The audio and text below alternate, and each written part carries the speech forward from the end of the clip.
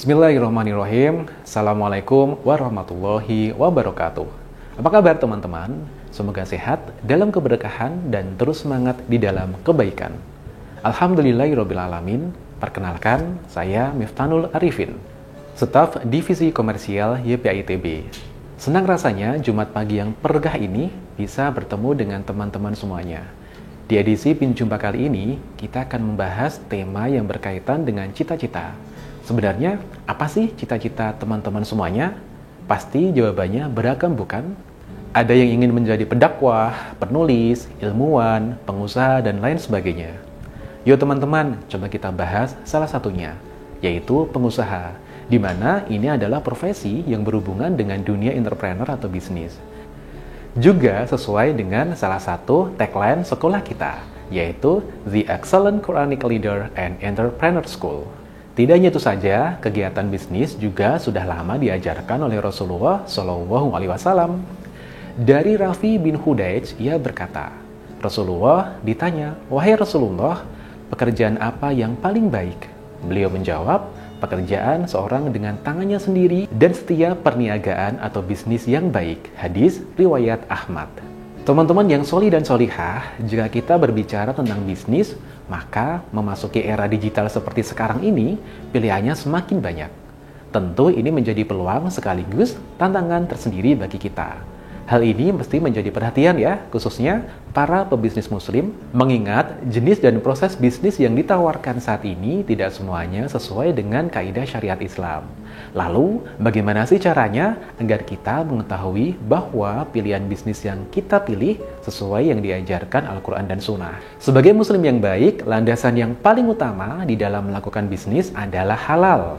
Halal ini tidak hanya terbatas pada produknya saja, namun juga prosesnya. Prinsip yang kedua adalah berkah. Artinya, bisnis yang dijalankan bisa memberikan keberkahan baik bagi diri sendiri ataupun juga lingkungan kita. Prinsip yang ketiga adalah bertambah, yaitu memberi keuntungan.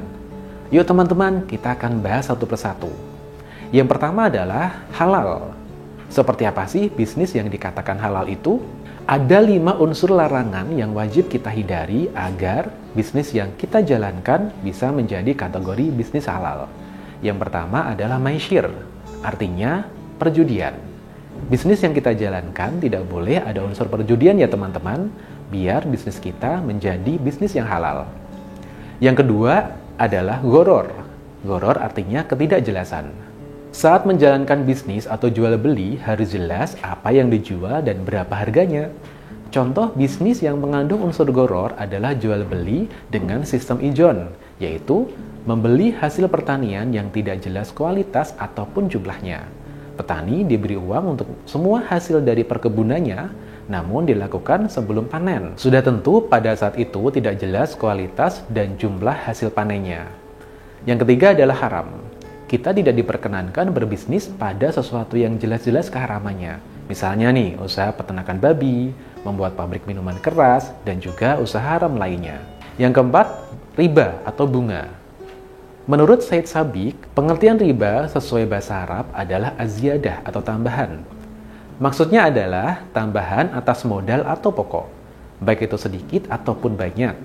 Riba diharamkan di dalam agama kita. Contoh persoalan riba adalah bunga di bank konvensional.